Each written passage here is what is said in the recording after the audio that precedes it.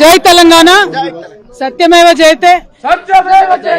మేము ముందు నుండి ఏదైతే తెలంగాణ ప్రజలకు చెప్తూ వచ్చామో అదే విధంగా ఇవాళ కోర్టు కంప్లీట్ గా కేసును పక్కకు పెడుతూ అందరినీ కూడా మరి నిర్దోషులుగా విడుదల చేయడం అనేది సంపూర్ణంగా ఈ దేశంలో న్యాయ వ్యవస్థ పైన మేము పెట్టుకున్నటువంటి నమ్మకాన్ని మరి వమ్ము కాకుండా ఇవాళ న్యాయ వ్యవస్థ కాపాడిందని చెప్పి మేము నమ్ముతా ఉన్నాం. ఈ దేశంలో ఏదైతే ఒక పొలిటికల్ వెండెటా నడుస్తోందో దానిలో భాగంగా పెట్టినటువంటి కేసుల నుంచి ఖచ్చితంగా కడిగిన ముత్యంలాగా నేను బయటికి వస్తానని నేను చెప్పడం జరిగింది. మరి అదే విధంగా ఇవాళ రావడం జరిగింది. ఎక్కడ నా తప్పు లేకుండా ఒక రాజకీయ పరంగా ఈ కేసు పెట్టారని చెప్పి మేము పదే పదే చెప్పిందే ఇవాళ నిజమైంది. అదేవిధంగా ఈ కేసు పెట్టినటువంటి సందర్భంలో అనేక సార్లు ఢిల్లీకి వారి సొంత డబ్బులు ఖర్చు పెట్టుకొని మా తెలంగాణ జాగృతి నాయకులు, నన్ను అభిమానించేటటువంటి అన్నదమ్ములు, మిత్రులు అనేక మంది నాకు నా కుటుంబానికి అండగా నిలబడ్డారు.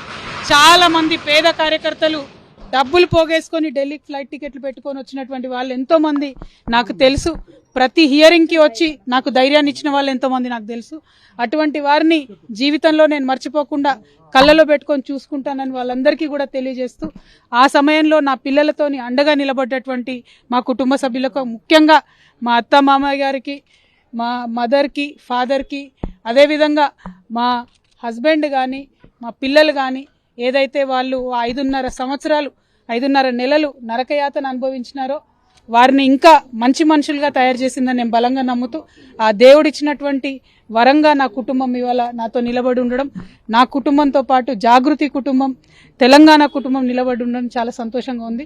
వారందరికీ కూడా ధన్యవాదాలు తెలియజేస్తాను. గౌరవనీయులు పెద్దలు, రాజ్యసభ మాజీ సభ్యులు, అట్లాగే మన తెలంగాణ భవన్ ప్రధాన బాధ్యులు, ప్రధాన కార్యదర్శి, రాష్ట్ర ప్రధాన కార్యదర్శి శ్రీ రావుల చంద్రశేఖర్ రెడ్డి గారు, గౌరవనీయులు ఎమ్మెల్సీ మరియు మీ అందరికీ ఆప్తులు, అట్లాగే అలంపూర్ మాజీ శాసనసభ్యులు, మరి మీ అందరి అభిమాన నాయకుడు శ్రీ చెల్ల వెంకటరామరెడ్డి గారికి, గౌరవనీయులు మా తమ్ముడు, యువ నాయకుడు, ఉత్సాహవంతుడు, శాసనసభలో కూడా చాలా ఉత్సాహంగా మరి పార్టీ తరఫున కొట్లాడుతున్న తమ్ముడు అలంపూర్ ఎమ్మెల్యే విజయుడు గారికి, మాజీ శాసన మండలి సభ్యులు గౌరవనీయులు శ్రీ సలీంబాయి గారికి, మాజీ ఎమ్మెల్యే శశిధర్ రెడ్డి అన్న గారికి, గౌరవనీయులు అట్లాగే మాజీ స్పోర్ట్స్ చైర్మన్ గారు శ్రీ వెంకటేశ్వర రెడ్డి గారికి, గౌరవ చైర్మన్ అలంపూర్ జయరాముడు గారు, వైస్ చైర్మన్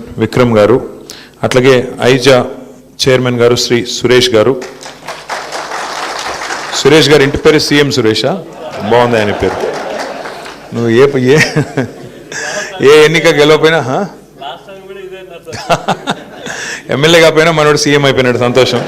సీఎం సురేష్ గారు, వైస్ చైర్మన్ శ్రీ మాల నరసింహులు గారు, గౌరవనీయులైన ఐజా మరియు అలంపూర్ కౌన్సిలర్లకి, అదేవిధంగా మరి అక్కడి నుంచి విచ్చేసిన సీనియర్ నాయకులకి, వారిని గెలిపించిన ప్రతి ఒక్కరికి, అట్లాగే మరి ఓడిపోయినా కూడా మరి చాలా గట్టిగా పోరాడిన మిగతా తమ్ముళ్ళకి, మిగతా చెల్లెళ్ళకి కూడా మనస్ఫూర్తిగా శుభాకాంక్షలు తెలియజేసుకుంటూ,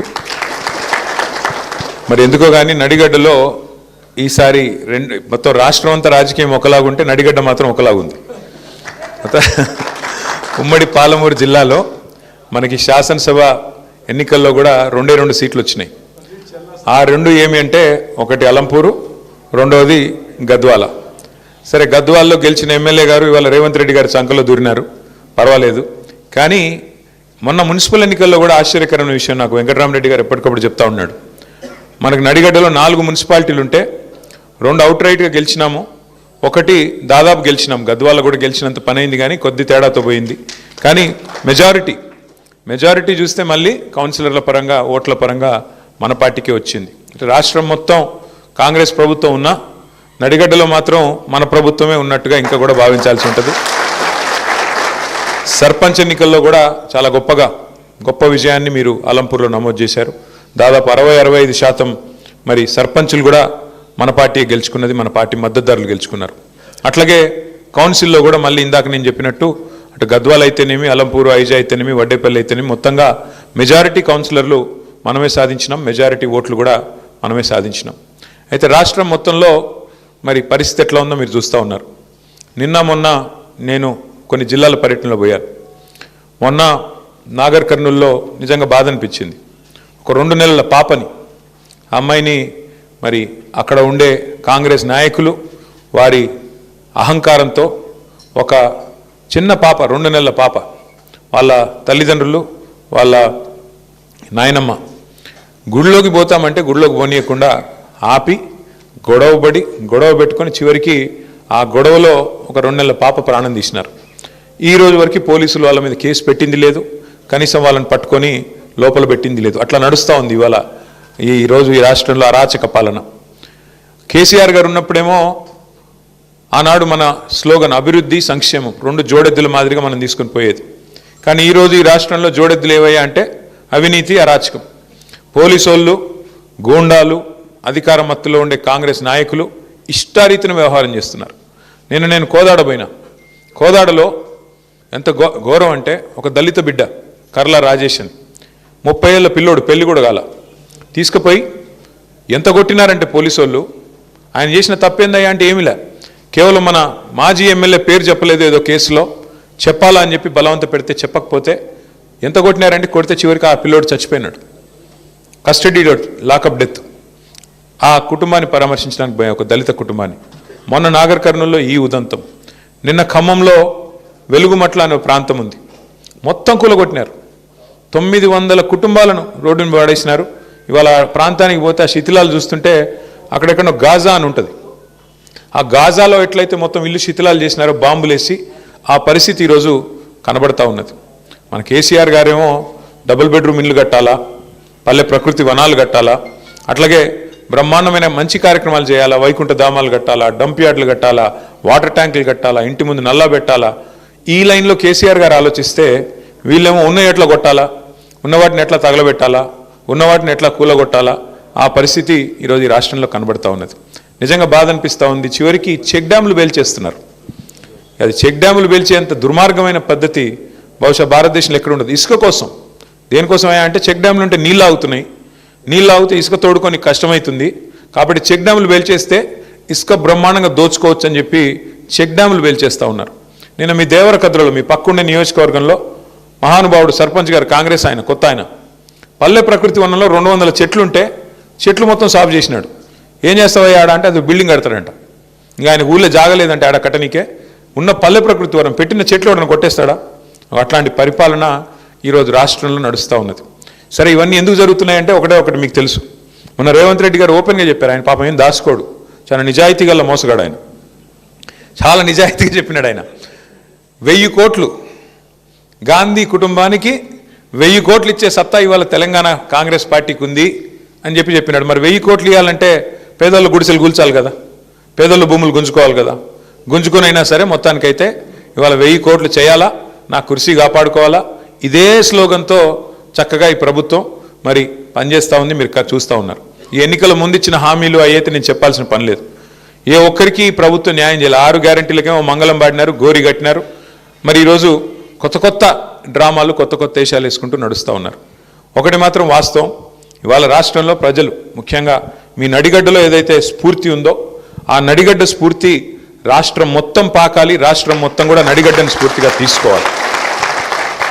ఎన్నిక ఏదైనా ఎగిరేది మాత్రం గులాబీ జెండా అన్నట్టుగా ఇవాళ నడిగడ్డలో, అది మున్సిపల్ ఎన్నికైనా, పంచాయతీ ఎన్నికైనా, శాసనసభ అయినా, శాసన మండలి అయినా అన్నిట్లో మీరు గెలిపించుకున్నారు.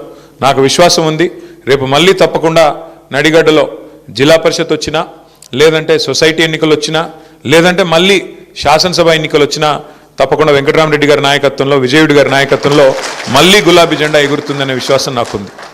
కానీ అన్నం వండోడు, చాలా వండోడు, ఏ ఒక పట్టాన్ని ఏది వినడు. నువ్వు ఏమి చెప్పినా కూడా ఆయన అల్టిమేట్గా ఆయన అనుకున్నది మాత్రం రిజల్ట్ మాత్రం తెస్తాడు. వెంకటరామరెడ్డి గారి గొప్పతనం ఏంటంటే ఏదో ఒకటి చేసి కన్విన్స్ చేస్తాడు. మొత్తానికైతే కూర్చోబెట్టి ఏదైనా చెప్దాం, ఏదైనా మెల్లిగా చెప్దాం, కన్విన్స్ చేద్దామంటే మా చంద్రశేఖర్ అన్న, నేను అట్లాంటి వాళ్ళు ఏమైనా ప్రయత్నం చేసినంతసేపు వింటాడు, చాలా కామ్గా వింటాడు. ఆఖరికి మాత్రం ఏదో మళ్ళీ మ్యాజిక్ చేసి ఆయన అనుకున్నది చేసుకుంటాడు, పోతాడు. అట్లాంటి వెంకటరామరెడ్డి గారు మీకు నాయకుడిగా ఉండడం నిజంగా కూడా మీ అదృష్టం. ఎందుకంటే ప్రజల పనుల విషయంలో కూడా నాకు ఒకటే చెప్పినాడు, అన్నా ఈసారి మనం అధికారం పోయింది, నాకు బాధగా ఉంది అన్నాడు. ఎందుకన్నా ఏం బాధ అంటే, లేదన్నా నేను చాలా కొట్లాడిన ప్రతిపక్షంలో, కొట్లాడి అలసిపోయిన. నిజానికి ఈసారి గవర్నమెంట్ వస్తే నేను మా అలంపూరు చరిత్రలో ఎన్నడూ జరగని అభివృద్ధిని చేసి చూపెడదాం అనుకున్నాను. కేసీఆర్ గారికి నా మీద ప్రేమ ఉంది, నాకు తప్పకుండా నేనేది అడిగినా చేసేటోడు. బ్యాడ్ లక్ ఏంటంటే నేను కొద్దిగా లేటుగా, నిజానికి ఒక దశలో నేను రాజకీయమే వదిలేద్దాం అనుకున్నా. కానీ కేసీఆర్ సార్ నన్ను పిలిచి ఎమ్మెల్సీ ఇచ్చి నన్ను కూర్చోబెట్టి నువ్వు ఉండాల వెంకట్రామ్ అంటే నేను ఉన్నాను. నాకంటూ వ్యక్తిగతంగా ఏమీ లేదన్నా, నా కాన్స్టిట్యున్సీ నా జిల్లా బాగుండాలా అని నిజంగా చెప్తున్నాను. నేను అధికారంలో ఉన్ననాడు కూడా ఒక్కటంటే ఒక్క రూపాయి పని కూడా అడగలేదు వెంకటరామరెడ్డి గారు, ఒక్క రూపాయి పని కూడా. ఏమన్నా అడిగినంటే మా కాన్స్టిట్యున్సీ, మాకు అలంపూర్కి ఇది కావాలా. ఒకరోజు అయితే మన గవర్నమెంట్ పోయింది అనుకుంటా, ఇప్పుడు పోయినాక వచ్చినాడు రోజు వచ్చి, మాకు నీళ్లు రావాలా, నువ్వు జగన్ అన్నకు ఫోన్ చేయంటాడు. అన్న ఇప్పుడు మనం గవర్నమెంట్లో లేమే, మనకు ఇప్పుడున్న గవర్నమెంట్ చేయాల్సిన పని మనం ఏందన్నా అంటే, అప్పుడు గవర్నమెంట్లో ఉన్నామా లేదా, లేవనుకుంటా. ఫోన్ చేయన్నారు అంటే ఫోన్ చేస్తే జగన్మోహన్ రెడ్డి గారు కూడా అన్నాడు, ఎవరు నీకు వెంకటరామ్ చెప్పినాడా అన్నాడు. అవునన్నా చెప్పినాడు అంటే, నాకు కూడా ఆల్రెడీ చెప్పినాడు, మరి నీకు కూడా చెప్పిస్తున్నాడు. మొత్తానికైతే మొండోడు అంటే అంత కమిట్మెంటు. ఇప్పుడు ఏం అవసరం ఉంది, మేము గవర్నమెంట్లో లేము, ఈ గవర్నమెంట్ని తిట్టుకుంటా నడిపించేయచ్చు. వీళ్ళు చేయట్లేదా, వీళ్ళు చేయాల్సిన పని చేయట్లేదు, వీళ్ళని పట్టించుకోవట్లేదు, దున్నపోతు మీద వానబడ్డట్టున్నారని దులుపుకోవచ్చు. కానీ ప్రజల మీద, రైతాంగం మీద, ప్రాంతం మీద, నియోజకవర్గం మీద ప్రేమ ఉండే మనిషి అయితే యాడికన్నా పోయి, ఎంత దూరం అన్నా పోయి పని చేసుకొచ్చే తత్వం వెంకటరామరెడ్డి గారిది. మరి అదే లక్షణం తమ్ముడు విజయుడు కూడా నేర్చుకుంటున్నాడు చక్కగా. కొత్తగా ఎమ్మెల్యే అయినా కూడా చాలా బాగా పనిచేస్తున్నాడు. తమ్ముడు కూడా గట్టిగా కొట్లాడుతున్నాడు. మనం చూసిన ఎంపీ గారు గట్టిగా మీది కురికొస్తుంటే కూడా మనోడేం తగ్గట్లా. ఆయన సీనియర్ అయినా కూడా ఏమైనా కూడా మనోడు తగ్గకుండా అట్లా నిలబడి గట్టిగా మొత్తానికి ఆయనతోనే సారీ చెప్పించినాడు. ఎంపీ గారితో సారీ చెప్పించే కాడికి మొత్తానికి గట్టిగా నిలబడ్డాడు, గట్టిగా కొట్లాడుతున్నాడు. ఎన్ని కేసులైనా ఆయనకి తగ్గట్లేదు. కాబట్టి ఇట్లాంటి ఇద్దరు బ్రహ్మాండమైన నాయకుల నాయకత్వంలో మీరు గెలిచొచ్చారు. హృదయపూర్వకంగా శుభాకాంక్షలు. కాంగ్రెస్ వాళ్ళు మిమ్మల్ని 2 ఏళ్ళు ఇబ్బంది పెడతారు, ముందే చెప్తున్నాను నేను. అలంపూర్ ఐజా వాళ్ళు కౌన్సిలర్లు మీరు గుర్తుపెట్టుకోండి, 2 ఏళ్ళు ఇబ్బంది ఉంటుంది. కానీ సినిమాల్లో కదా లాస్ట్కి హీరో వచ్చినట్టు మళ్ళీ కేసీఆర్ గారు 2 ఏళ్లలో వచ్చేస్తాడు. లేక 3 ఏళ్ళు మళ్ళీ మీరు లాస్ట్ టర్మ్ మాత్రం, last part of your term అంటే చివరి దశ 3 ఏళ్ళు మాత్రం బాగుంటుంది. ఇంటర్వెల్కి ముందంతా వాళ్ళు, ఇంటర్వెల్ తర్వాత మనం, ఇంటర్వెల్ తర్వాత అంతా మళ్ళీ మన స్టోరీ స్టార్ట్ అవుతుంది. ఇంటర్వెల్ దాకా ఏముంటాయి, కష్టాలు ఉంటాయి కదా, అవి కొన్ని ఉంటాయి. ఇంకా మీకు ఫోన్లు వస్తాయి, ఇంకా అను వచ్చేయండి మీరు వచ్చేయండి కాంగ్రెస్లోకి, ఏం చేస్తారు మీరు ఆడుండి, అభివృద్ధి చేస్తాం, గడిది గుడ్డు చేస్తామని చెప్తారు. అభివృద్ధి లేదు, ఏమీ లేదు. వాళ్ళు దోచుకోవడానికి పుట్టినారు. చూస్తున్నారు కదా మీ సంపత్ కుమార్ గారు ఎంత గొప్పోడంటే, ఆఖరికి ఆడ స్థానికంగా ఉండే కాంట్రాక్టర్ ఎవడు రోడ్డు పని ఏదో చేస్తున్నాడు ఆడ. ఆయన పోయి కాంట్రాక్టర్ అధికార పార్టీ నాయకుడి మీద, all India Congress committee secretary మీద ఆయన పోయి కంప్లైంట్ ఇచ్చినాడు, పోలీస్ కంప్లైంట్. 8 కోట్లు అడుగుతున్నాడు, యాడికెళ్ళి పని చేయాలి, నేను ఇంకా ఉన్నాయంతా వీళ్ళు ఉడుచుకొని పోతే మేమేం పని చేసేది, యాడికెళ్ళి చేస్తామని చెప్పి మీ స్థానిక కాంగ్రెస్ నాయకుడు, మాజీ ఎమ్మెల్యే మీద కాంట్రాక్టర్లే బాహాటంగా దోపిడీ చేస్తున్నారు కాంగ్రెస్ వాళ్ళు. మరి మాజీ ఎమ్మెల్యేనే ఇంత దోసుకుంటుండే ఇంకా రేవంత్ రెడ్డి గారు ఎంత దోసుకుంటుండాలో మీకు తెలుసు. 1000 కోట్లు ఇస్తా అని చెప్తున్నాడు ఆయన. 1000 కోట్లు ఇస్తానని చెప్తా అంటే ఇంకా ఆయన ఎంతో ఎన్ని వేల కోట్లు వెనకాల వేసుకుని ఉండాలా ఈ 2 ఏళ్లలో. కాబట్టి ఇవాళ జరుగుతుంది ఏంటంటే, ఈ రాష్ట్రంలో దోచుకోవడం, దాచుకోవడం. కాంగ్రెస్ పార్టీ బ్రహ్మాండంగా అదే పనిలో ఉంది. ప్రజలకు కూడా అన్నీ బోధపడ్డాయి. ఇవాళ ప్రజలకు కూడా అన్నీ అర్థమైనాయి. ఇంకా కాంగ్రెస్తోనే న్యాయం జరగదు, కాంగ్రెస్ మోసం చేస్తుంది. లేకపోతే ఇవాళ ఫిబ్రవరి 26 ఈరోజు 27 రైతు బంధు పడ్డదా? ఎన్ని డైలాగులు కొట్టారు రేవంత్ రెడ్డి. ఆ రోజుల్లో ఏమన్నాడు, 3వ పంటకు కూడా ఇవ్వాలా రైతు బంధు అన్నాడు. ఈ ఒక్క పంటకి ఇచ్చే ముఖమే లేదు నీకు, యూరియా ఇచ్చే ముఖం లేదు నీకు. యూరియా కూడా ఇచ్చేది, యూరియా బస్తా అంట యాప్లో ఇస్తాడంట. యాప్లో, షాప్లో ఉంటే కదా యాప్లో ఇచ్చేది, యాప్లో పెట్టుకోవాలి. మరి యాప్ అందరికి వస్తుందా, వాడినికే వస్తుందా? ఫోన్లో ఉంటుందా? ఫోన్ వాడే తెలివి ఉంటుందా అందరికీ, రైతులకి? అంటే ఎంత తెలివి తక్కువ ప్రభుత్వం అంటే, వాళ్ళు లైన్లు కనపడకుండా దాచుకోనికే యూరియా దుకాణాల ముందు మళ్ళీ లైన్లు కడుతున్నారు. కాబట్టి ఆనాటి రోజులు తెస్తానని డైలాగులు కొట్టినాడు కాబట్టి ఆనాటి రోజులు మళ్ళీ వచ్చినాయి. కాబట్టి అందుకనే భయంతోన ఈరోజు ఈ రకమైన పద్ధతులు. ఎన్ని రోజులు దాస్తావు, ఎన్ని రోజులు దాక్కుంటావు పోలీసులు వెనకాల, ఎన్ని రోజులు దాక్కుంటావు యాప్ల వెనకాల? అందుకే నేను అనేది ఇంకెక్కువ టైం ఏమీ లేదు, ఇంకొక సంవత్సరం. ఆ తర్వాత ఎట్లాగో లాస్ట్ ఇయర్ ఎలక్షనే, ఇంకొక సంవత్సరం మనకు కష్టం ఉంటుంది. ఈ ఒక్క సంవత్సరం గట్టిగా ఎదుర్కొందాం. నడిగడ్డలో నాయకులు ఉన్నారు, మీకు ఇబ్బంది ఏమీ లేదు. తప్పకుండా కొడితే ఈసారి దిమ్మ తిరిగి మైండ్ బ్లాంక్ అయ్యేటట్టు కొట్టాలా, మళ్ళీ కేసీఆర్ సార్ ముఖ్యమంత్రి కావాలా. వెంకటరామరెడ్డి గారు నాకు ఏదైతే 2023లో చెప్పాడు మనం ఓడిపోయిన తర్వాత, అన్న ఈసారి గెలిచినంటే అలంపూర్ను బ్రహ్మాండంగా రాష్ట్రంలోనే నెంబర్ 1 చేయాలనే ఒక కోరిక నాకు ఉందన్న అనేదైతే చెప్పాడో, మీరు అక్షర క్రమంలో ముందున్నారు అలంపూరు. రేపు భవిష్యత్తులో అభివృద్ధిలో కూడా నెంబర్ 1గా వెంకటరామరెడ్డి గారి నాయకత్వంలో నించోబెట్టే బాధ్యత నేను అన్న తీసుకుంటాం. తప్పకుండా మీకు గెలిచిన ప్రతి ఒక్కరికి శుభాకాంక్షలు. అటగే ఓడిపోయిన వాళ్ళకు కూడా అభినందనలు, వీరోచితంగా కొట్లాడినందుకు తెలియజేస్తూ మళ్ళొకసారి ఇద్దరు చైర్మన్లకి వైస్ చైర్మన్లకి నేను ఒకటే చెప్తా ఉన్నా, తొందరపడకండి. కూర్చోండి, తొందరపడకండి. డెఫినెట్గా మీరు చాలా మాటలు ఇచ్చి ఉంటారు. గెలిచినప్పుడు పోటీ చేసినప్పుడు రోడ్లు, మోరీలు, కమ్యూనిటీ హాళ్ళు మీరు ఏది కావాలంటే అది నేను చేయిస్తాను అని మాట ఇచ్చి ఉంటారు. ఎప్పుడైనా గెలిచిన కొత్తలో ఆరాటం ఉంటుంది తొందరగా చేయాలని, కానీ అక్కడ కాంగ్రెస్ వాళ్ళు డబ్బులు ఇవ్వరు, కొంత ఇబ్బంది పెడతారు. కాబట్టి మనం వచ్చే నిధులతోన నడుపుకోవాలా. ప్రస్తుతం ఒక సంవత్సరంన్నర, ఆ తర్వాత మళ్ళీ మన గవర్నమెంట్ వచ్చాక నిధుల వరద, మీరు గెలిపించిన వాళ్ళని మర్చిపోం, గెలిచిన మున్సిపాలిటీని మర్చిపోం, తప్పకుండా నిధుల వరద పారుతుంది.